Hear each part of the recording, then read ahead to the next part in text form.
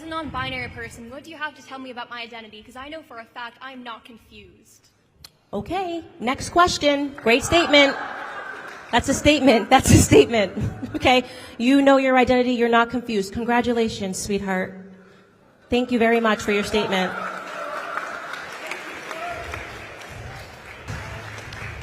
According to Britannica, the definition of the nuclear family has expanded with the advent of same-sex marriage. Children in nuclear families may be couples' biological or adopted offspring. Does this mean that the merch you sell supporting, nuclear families means that you support trans couples adopting, gay couples adopting, and spreading this rhetoric that you talk about? So you're talking about the expansion of definition. So right now they've expanded the definition of woman to include biological males. This gets back into what I was saying earlier about the left's controlling linguistics and just pretending that, okay, a nuclear family can now be two trans parents that are adopting a child. That is not the nuclear family unit that I am talking about. I believe that I am talking about marriage between a male and a female, which naturally and biologically produces children. So no, I do not take that new updated definition of what it means to be a woman or what it means to be a nuclear family. Thank you for your question, though. Hello, my question is a little bit of a different speed. Earlier today you mentioned Patricia Cullors or somebody from the BLM movement, and you said that her only qualifying factors for speaking about different things and issues was because she was black. And during the White House hearing about white supremacy, you was on that, and a question was asked whether white supremacy is a threat or not, and your only qualification to speaking on that was being black. So what do you say to people that say you're being a hypocrite? Yeah, so I didn't say on this stage that Patricia's only qualification was being black. I said that people gave her tens of millions of dollars, had no idea where it was going to go, and were happy to do it because she was pirating. She just kept saying Black Lives Matter, Black Lives Matter. It was stupid. They lost their money. Bad investment. Oh well, too bad, so sad. Regarding qualifications to speak on what's harming Black America, you just have to be able to examine actual statistics, right? Are you telling me, would you honestly say that when you walked into this room today, you were afraid that white supremacy was going to kill you? I asked this to Black people, to be honest. Are you afraid that a Klansman is going to come down the street on horseback and pick you up? Be honest.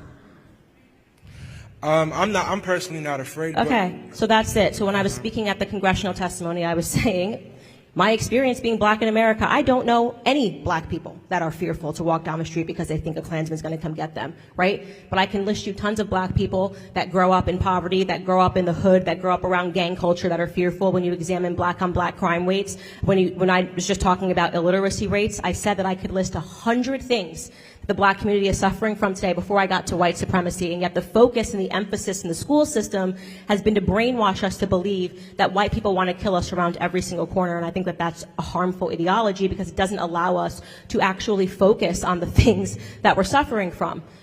Number one, I would say is father absence. We need to get our families back together. We have to stop letting the government raise us.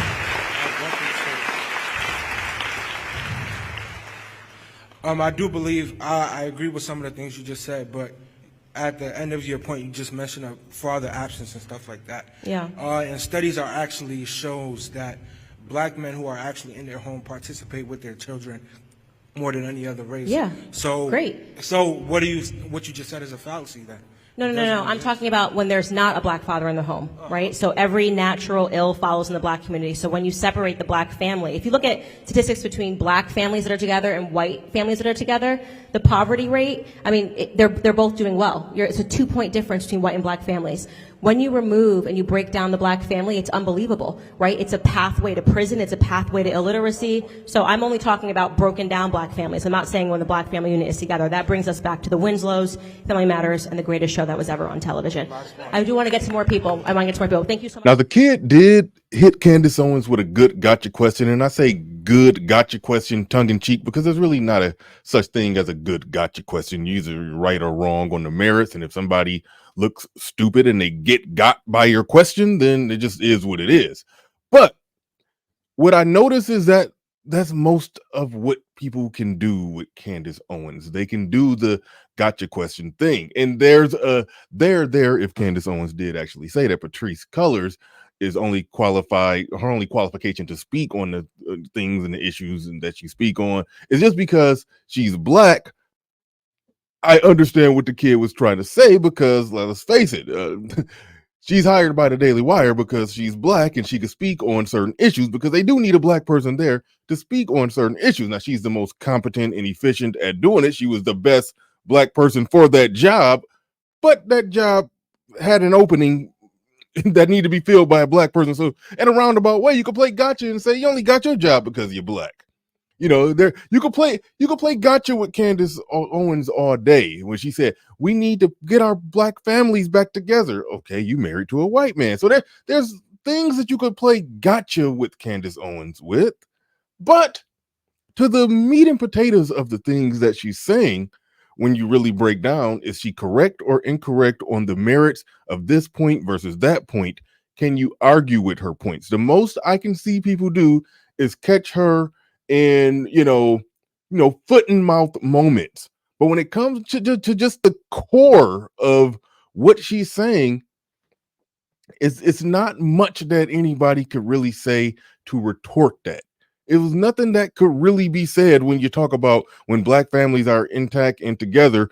Most of the discrepancies between black people and white people disappear or get within a few percentage points. You cannot argue that point. And even when black people try to, take those facts head on, they end up in a situation where, they end up advocating for the type of family that the one of the previous questioners was talking about, the non-nuclear family, because there's a lot going on in black culture where they think those families are efficient families, where all the data shows that they're not on a macro scale. So in that sense, she's never really truly challenged because she gets in pocket with certain things that can't really be effectively challenged. Now, as far as the other stuff, all the trans questions that were thrown at her, that was lobbed at her, I like how she dealt with that. She just got that in and out of there, and I could tell she's over that. I could tell she's done with that, and I think that whole community have just exposed themselves to practically just be a religion.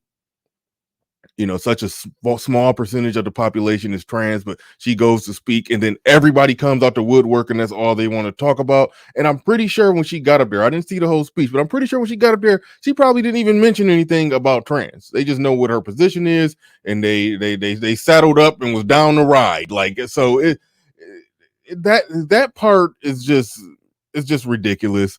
But as far as the things that she had to address with the black student, those are the conversations I want to see more black people having. Candace Owens is saying the right things, but normally when she's saying it in front of a crowd full of white people. See, there I'm playing gotcha with her again right there.